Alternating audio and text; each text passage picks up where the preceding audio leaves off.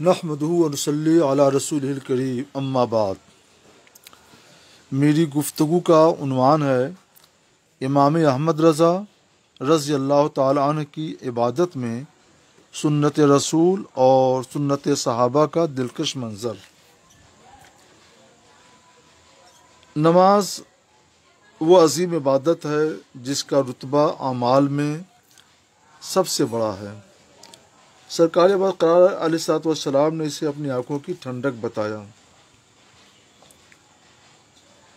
اعلیٰ حضرت امام احمد رضا علیہ رحمت و رضوان کی زندگی کا یہ پہلو، یہ گوشہ جو زہد و تقوی اور عبادت و ریاضت سے متعلق ہے، آج بھی ایک حد تک گوشہ خفا میں ہے۔ اس پہ میں تھوڑی سی روشنی ڈالنا چاہتا ہوں۔ امام احمد رضا علیہ رحمت و رضوان جہاں بہت بڑے عالم، بہت بڑے فقیہ اور بہت بڑے محقق تھے، وہیں یہ بہت بڑے عاشق رسول اور متبع سنت بھی تھے۔ آپ کا عشق رسول تو اتنا آشکار اور اتنا مشہور ہے کہ ایک بار میں مسلم یونیورسٹی کے ایک اجلاس میں تھا، کوئی آج سے 15 برس پہلے کی بات ہے۔ تو جب اناؤنسر نے مجھے بلانا چاہا تو میرا نام نہیں لیا، بلکہ یہ کہا کہ اب میں ایک ایسے عالم کو مدعو کرنا چاہتا ہوں جن کا تعلق اس جماعت سے ہے جس جماعت کا نعرہ ہے جان ہے عشق مصطفیٰ، روز فزوں کرے خدا، جس کو ہو درد کا مزہ ناز دوا اٹھائے کیوں۔ اعلیٰ حضرت علیہ رحمت و رضوان کی زندگی عشق رسول کا ایک بہتر اور دل آویز نمونہ تھی۔ آپ کی زندگی سنت رسول کے سانچے میں ڈھلی ہوئی تھی، سنت صحابہ کے سانچے میں ڈھلی ہوئی تھی۔ اس کے ایک دو ثبوت ملاحظہ کریں، سماعت فرمائیں۔ حضرت عبداللہ بن مسعود رضی اللہ تعالیٰ عنہ فرماتے ہیں کہ میرا اور دوسرے صحابہ رسول کا مشاہدے کی روشنی میں یہ فیصلہ ہے کہ نماز جماعت سے صرف 2 شخص پیچھے رہتے ہیں، ایک تو منافق جس کا نفاق لوگوں پر ظاہر و آشکار ہو چکا ہو، اور دوسرے بیمار، اور بے شک بیمار بھی 2 آدمیوں کے بیچ میں ان پر ٹیک لگا کر چلتے ہوئے مسجد میں حاضر ہوتا، یعنی جس مریض کی یہ حالت ہوتی کہ وہ 2 آدمیوں کے درمیان چل کر ان کے سہارے کسی طرح مسجد تک پہنچ سکے، وہ بھی عہد رسالت و عہد صحابہ میں مسجد میں حاضر ہو کر شریک جماعت ہوتا، اور جو مریض انتہائی ضعیف اور کمزوری کی وجہ سے اس طور پر بھی حاضری سے معذور ہوتا، وہی جماعت سے پیچھے رہ جاتا، یا پھر کوئی کھلا منافقی پیچھے رہتا۔ حضور سید عالم صلی اللہ علیہ وسلم بھی مرض وصال میں ایک بار اسی انداز سے مسجد میں تشریف لائے تھے۔ چنانچہ ام المومنین عائشہ صدیقہ رضی اللہ تعالیٰ عنہ بیان فرماتی ہیں کہ نبی کریم صلی اللہ تعالیٰ علیہ وسلم بیمار ہوئے تو حضور سے پوچھا تو حضور صلی اللہ تعالی وسلم نے آپ سے یعنی ام المومنین سے پوچھا کیا لوگ نماز پڑھ چکے؟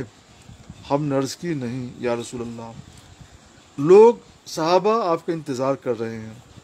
آپ نے فرمایا لگن میں یعنی نہانے کے برتن میں پانی رکھو۔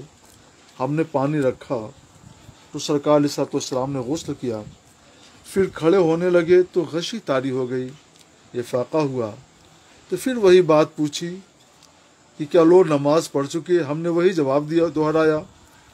پھر نبی کریم صلی اللہ تعالی علیہ وسلم نے غسل کیا اور کھڑے ہونے کے وقت پھر غشی طاری ہو گئی، اور افاقہ کے بعد پہلی کی طرح پھر سوال و جواب ہوئے۔ آپ نے پھر غسل کیا، پھر غشی آئی، پھر افاقہ ہوا، اور اس بار بھی آپ نے یہی پوچھا کہ کیا لوگوں نے نماز پڑھ لی؟ ہم نے عرض کیا نہیں اے خدا کے رسول، لوگ تو نماز عشاء کے لیے آپ کا انتظار کر رہے ہیں۔ اس مرتبہ رسول پاک صلی اللہ تعالی علیہ وسلم نے حضرت ابوبکر صدیق رضی اللہ تعالیٰ عنہ کو یہ خبر بھیجی کہ وہ نماز پڑھا دیں، تو انہوں نے نماز پڑھائی۔ بیماری کے دنوں میں وہی نماز باجماعت پڑھاتے رہے۔ پھر جب رسول اللہ صلی اللہ علیہ وسلم کی طبیعت کچھ سنبھل گئی تو آپ نماز ظہر کے لیے دو آدمیوں کے بیچ میں ان کے کندھے پر سہارا ہاتھ رکھ کر سہارا لے کر چلتے ہوئے تشریف لائے۔ دو آدمیوں میں سے ایک حضرت عباس تھے اور دوسرے حضرت علی رضی اللہ تعالی عنہما۔ ایک روایت کے الفاظ یہ ہیں کہ آپ دو آدمیوں کے پر ٹیک لگا کر ان کے بیچ میں ادھر ادھر جھکتے ہوئے یوں چل رہے تھے کہ آپ کے قدم ناز زمین سے گھسٹ رہے تھے۔ ایک روایت میں یہ وضاحت بھی ہے کہ واقعہ آپ کے مرض وصال کا ہے۔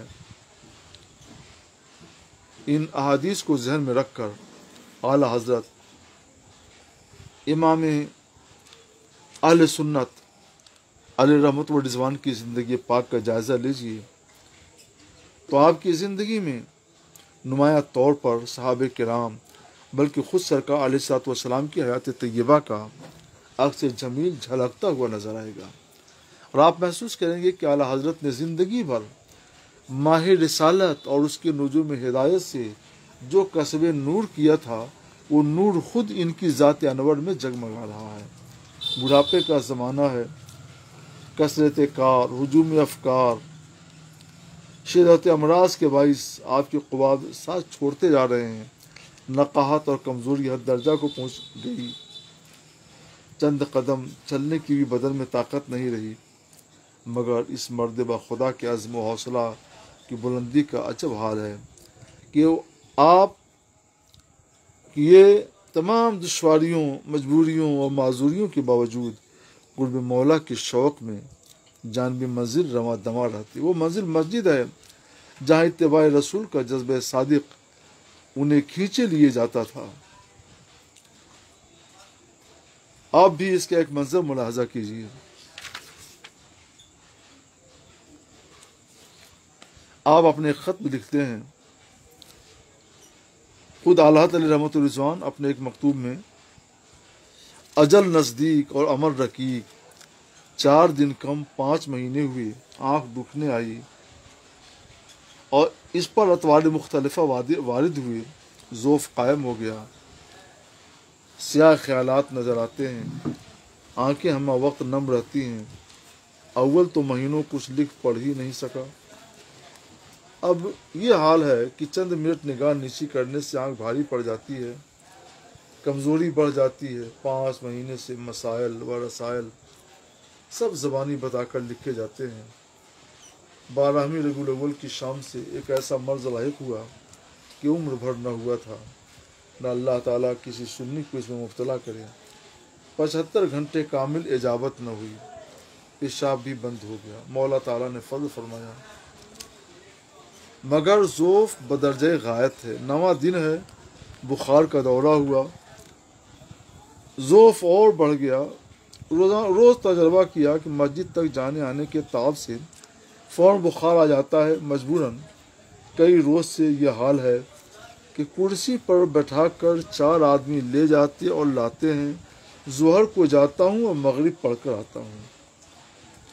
ایک اور خط میں آپ لکھتے ہیں کہ 12 ربیع الاول شریف کی مجلس پڑھ کر شام سے سخت تجلیل ہوا، ایسا مرض کبھی نہ ہوا تھا، میں نے وصیت نامہ لکھوا دیا۔ اسی دوران آپ کا قصید حمیدہ نعتیہ آیا، مجھ میں دیکھنے کی قوت کہاں تھی، وہ کاغذات میں مل گیا۔ زوال مرض کو مہینے گزرے، مگر جو ذوف شدید اس سے پیدا ہوا تھا اب تک بدستور ہے۔ فرض، وتر اور صبح کی سنتیں بدقت کھڑے ہو کر پڑھتا ہوں، باقی سنتیں بیٹھ کر۔ مسجد میرے دروازے سے 10-12 قدم ہے، وہاں 4 آدمی کرسی پر بٹھا کر لے جاتے اور لاتے ہیں، اور باقی امراض کہ کئی برس سے کل لازم بدستور ہیں، کبھی ترقی کبھی تنزل۔ یہ بطور شکایت نہیں بلکہ صرف معذرت کے لیے اظہار واقعیت ہے، اس کے وجہ کریم کو حمد ابدی ہے۔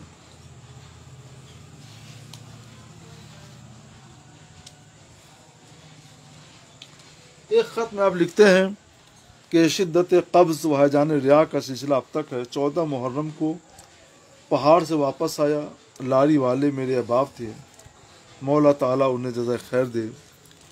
لاری میں میرے لیے پلنگ بچھا کر لائے اور بفضل تعالیٰ بہت آرام سے آنا ہوا، یہاں جب تک آیا ہوں۔ اتنی قوت بخشی باقی تھی کہ عشاء سے ظہر تک کی نماز کو 4 آدمی کرسی پر بٹھا کر لے گئے۔ عصر بھی مسجد میں ادا کی، پھر بخار آ گیا اور اب مسجد تک جانے کی طاقت نہ رہی۔ 15 روز سے اسہار شروع ہوئے، اس نے بالکل گرا دیا۔ 8ویں دن جمعہ کی حاضری تو ضرور ہے، مکان سے مسجد تک جانے میں وہ تکان ہوتی ہے کہ بیٹھ کر سنتیں بھی بدقت تمام پڑھی جاتی ہیں، اور اس تکان سے عشاء تک بدن چور رہتا ہے۔ نفس کی حالت ہے کہ ایک منٹ میں 4 بار رک جاتی ہے، لہذا بادل ناخواستہ حاضری سے معذور ہے۔ لیکن سرکار تحیت و ثنا سے امام احمد رضا کی وارفتگی عشق کا عالم یہ ہے کہ دنیا میں ہی آپ کے ایک قول و فعل پر عمل کے لیے دیوانہ وار مچل رہے ہیں۔ بدن میں طاقت نہیں ہے لیکن جماعت میں شرکت کے لیے بے چین ہے۔ سرکار علیہ الصلوۃ والسلام کو کسی بھی حال میں وسعت کے باوجود جماعت سے غیر حاضری گوارا نہ تھی۔ لوگوں کے سہارے کرسی پر بیٹھ کر مسجد میں حاضر ہو رہے ہیں، اور حالت یہ ہے کہ آمد و رفت بھی آپ کے لیے سخت کلفت و مشقت کی باعث ہے۔ یہ سب اس جذبہ شوق میں تھا۔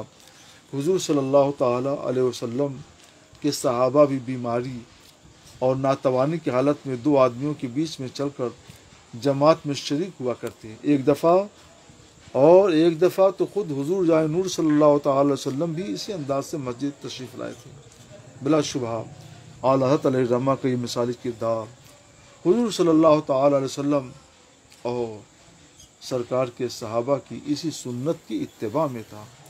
لیکن حضور صلی اللہ تعالیٰ علیہ وسلم کی وہ ادا جو آپ کے 2 آدمیوں کے بیچ میں چل کر جانے میں تھی، کرسی پر جانے میں ادا نہیں ہوتی۔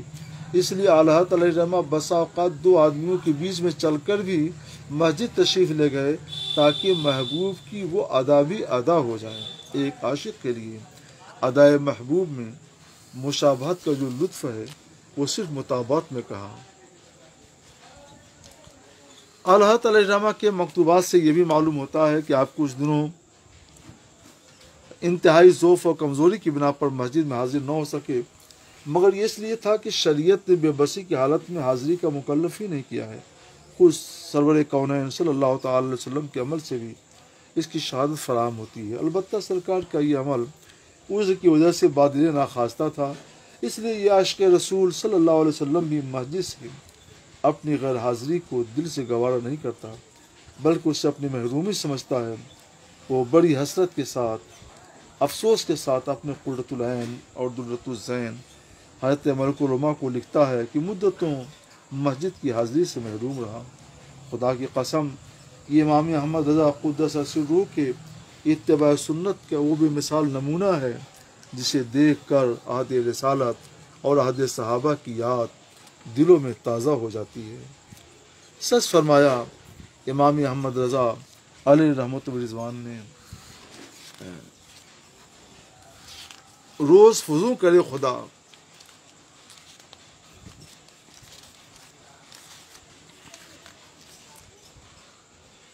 جان ہے عشق مصطفیٰ روز فضو کرے خدا، جس کو ہو درد کا مزہ ناز دوا اٹھائے کے۔